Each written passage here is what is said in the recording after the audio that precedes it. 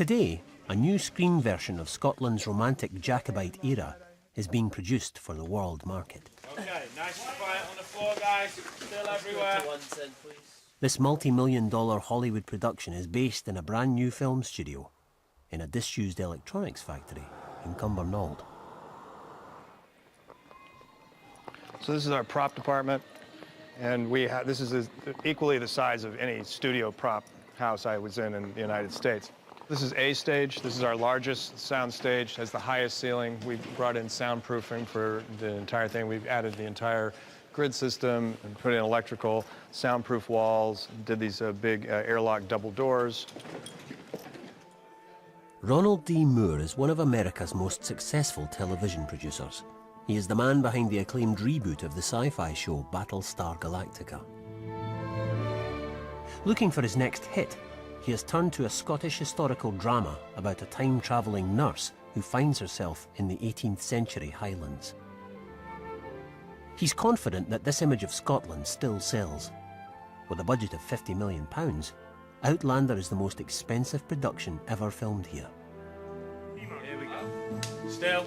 It's expected to be seen by a huge worldwide audience. Shooting in Scotland itself was a key part of the process. We never seriously scouted any other country other than Scotland. So right from the beginning, we said, it's about this place, we should try to take advantage of it. And we knew that a lot of Scotland had not been shot, if ever, or at least in many years. So we'd have a lot of interesting backgrounds and landscapes that the audience wasn't used to seeing. And I like the weather, personally. I live in Los Angeles, and LA is a desert, and you're not supposed to live there, in my opinion, and it's too hot. And you come here, and it's actually kind of pleasant, and it rains, and it's moist, and it's not dry heat, you know? So I enjoy the people and the weather the most. In pursuit of authenticity, Outlander's largely Scottish crew were challenged to shoot in some extreme conditions. One of our directors, who is from Hollywood, has commented that some of the locations and some of the scenes that we've shot, that Hollywood crews wouldn't have managed it, and she was, astounded that we've made it through some of the rain and the mud and the bad weather and the tough conditions. So, apart from toughness aside, Scotland does have a lot of talent here, and this show definitely goes to prove that Scotland can work at its highest levels within the film and television business. We were aware of, all the sort of Scottish pieces from Brigadoon to Braveheart and Rob Roy, and there's a great romance and almost mysticism to Scotland in the popular imagination, at least in the States.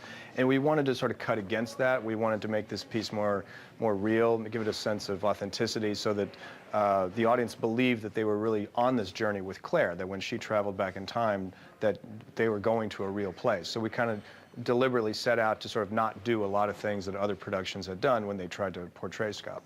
I believe that you have secrets. Since it started airing in the States, this series has been inspiring viewers to write in with inquiries about Scotland. Visit Scotland has started organising tours of the locations. One aspect, above all, seems to have sparked the audience's imagination. Some of the dialogue is in Gaelic, without subtitles. Gaelic consultant Agev O'Brien has been teaching the cast how to speak an historically accurate version of the language. Good, you've got that dead vowel again, Folum. Folum. Folum. There's a sort of huge burst of worldwide interest in the language and culture, extending past the whisky and the bagpipes and extending, much closer to the heart of where this culture comes from. Even though it is a work of fiction for the screen, the producers take the idea of authenticity with the Scottish culture extremely seriously, and that when people get interested in it, they should get interested in something that they can visit Scotland and then touch that living vein, with the sort of soul of Scotland running through it, rather than just, buying a bunch of stuff, sticking it in a bag and jumping the plane home. They can take a real piece of Scotland home in their hearts now, because they've known what to look for when they came here.